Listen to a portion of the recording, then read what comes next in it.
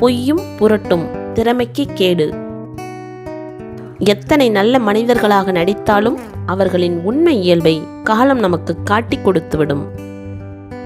கொடுத்தது பெரியது என்றாலும் மறந்துடு, பெற்றது சிறியது என்றாலும் மறவாதிரு. பிறர் மீது அதிக பற்றுக்கொள்வது துன்பத்திற்கு வழிவகுக்கும்.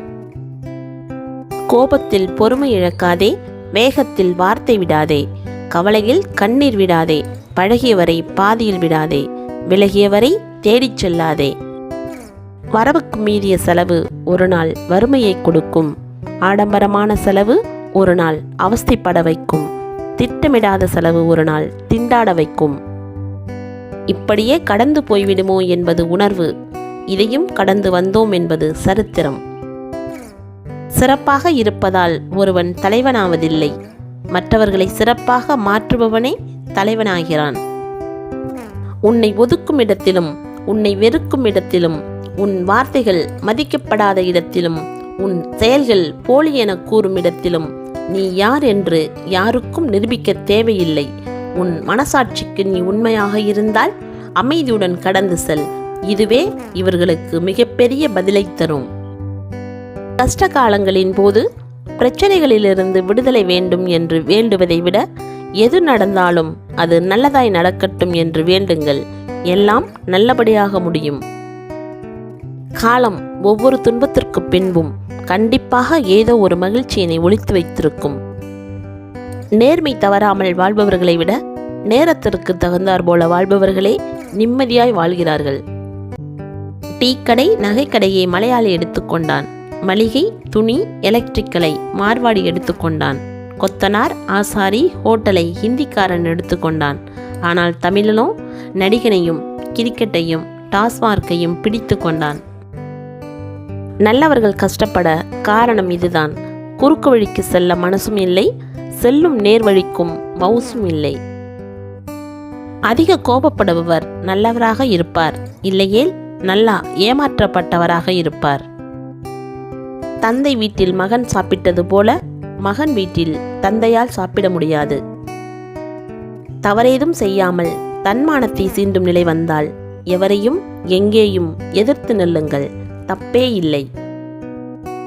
என்னதான் நமக்கு நீச்சல் தெரிந்திருந்தாலும் சாக்கடையில் விழுந்துவிட்டால் எழுந்து வர வேண்டுமே தவிர அங்கும் நீச்சல் அடிக்கக்கூடாது.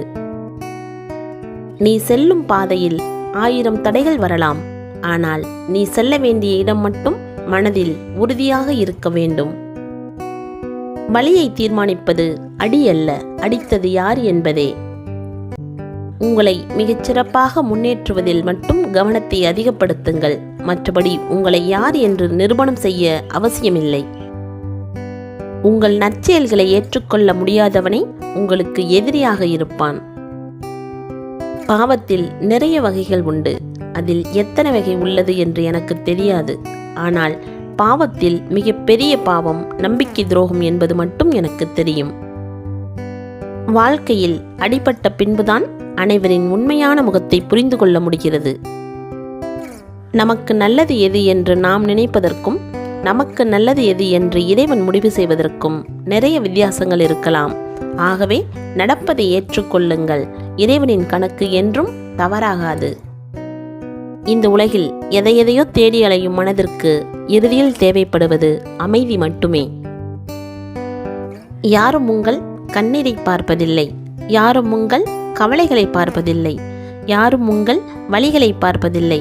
ஆனால் எல்லோரும் உங்கள் தவறை மட்டும் பார்ப்பார்கள். மகிழ்ச்சியான வாழ்க்கைக்கு 2 வழிகள்தான். ஒன்று, சூழ்நிலையை மாற்றுங்கள், இல்லையென்றால் சூழ்நிலைக்கேற்ப நீங்கள் மாறிவிடுங்கள். நமக்கு பின்னால் பேசுபவன் புகழ்ந்தால் என்ன, இகழ்ந்தால் என்ன? ஒவ்வொரு நாளும் விடியும் போது ஒரு எதிர்பார்ப்பு, ஒவ்வொரு நாளும் முடியும் போது ஒரு அனுபவம். உன் ரகசியங்கள் உன்னுள் இருக்கும் வரைதான் நீ பொக்கிஷம். அலட்சியம் என்பது எவ்வளவு பெரிய தவறு என்று இழப்பு ஏற்படும் வரை தெரியாது. உடையை பார்த்து பழகாதே, உள்ளத்தை பார்த்து பழகு. பணத்தை பார்த்து பழகாதே, குணத்தை பார்த்து பழகு. உரிமை உண்டு என எண்ணினாலும் நமக்கு மதிப்பு இல்லை என்று தெரியும் போது அந்த இடத்தில் ஒதுங்கியிருப்பது நன்று. எத்தனையோ ஆசைகள் வைத்திருந்தேன். ஆனால் இப்போது நிம்மதியாக இருக்க வேண்டும் என்பதையே என் ஆசையாக மாற்றிக்கொண்டேன். அன்புள்ள இடத்தில் சிரித்து மறைத்தாலும் உன் கவலைகள் புரிந்துவிடும். அன்பு இல்லை என்றால் நீ அழுது சொன்னாலும் நடிப்பாகவே தெரியும். ஒருவர் காலில் சென்று விழும்பொழுது விழுபவரின் கர்ம வினையில் ஒரு பகுதி ஆசீர்வாதம் செய்பவரிடம் சென்று சேரும். ஆசீர்வாதம் செய்பவர் இறையருள் துணை கொண்டு கர்ம வினைகளை கழிக்க தெரிந்தவராக இருந்தால் தப்பிப்பார். அதை தவிர்த்து எல்லோரும் நம் காலில் விழ வேண்டும் என்று ஆணவ மயக்கத்தில் இருந்தால் வினைகளை சேர்த்து நிச்சயம் துன்பப்படுவார். தொப்புள் கொடி உறவாகிய தாய் தந்தையர் காலிலும் கோவிலில் கொடிமரத்திற்கு கீழ் விழுந்து வணங்குவது மட்டுமே சிறப்பு. தேவையற்ற பகுதிகளை இழக்கின்ற போதுதான் கல்லே சிற்பமாகிறது. உறவுகளை நேசிக்க தெரிந்த அளவுக்கு ஒதுங்கி நிற்கவும் கற்றுக்கொள்ளுங்கள். ஏனென்றால் இந்த உலகம் மிகவும் போலியானது. 10 ரூபாய் உனது வருவாய் என்றால் அதற்கு உண்டான வாழ்க்கையை வாழப்பழகு. நிம்மதி உன்னை தேடி வரும். நமக்கு நாமே சுமை. தேவையற்ற சில நினைவுகளை சுமப்பதனால் 1500 கிராம் மூளைக்கும் 300 கிராம் இதயத்திற்கும் இடையே நடக்கும் போராட்டமே வாழ்க்கை. நம் பயம் எதிரிக்கு தைரியம், நம் அமைதி அவனுக்கு குழப்பம். வெயிலில் செருப்பில்லாத பாதமும் வாழ்வில் பொறுப்பில்லாத துணையும் ரொம்பவே வலியை கொடுக்கும். காசு கொடுத்து கடவுளை பார்த்து, கடவுளுக்கும் காசு கொடுத்து கடைசியில் கடவுளிடமே காசு வேண்டுமென கேட்பவன்தான் மனிதன். வாழ்க்கையில் பல பேருக்கு நன்றி சொல், சில பேருக்கு மிகவும் நன்றி சொல். பல பேர் நம் வாழ்க்கையில் பாடம் கற்பிக்க வந்தவர்கள், சில பேர் பாடமாகவே வந்தவர்கள்.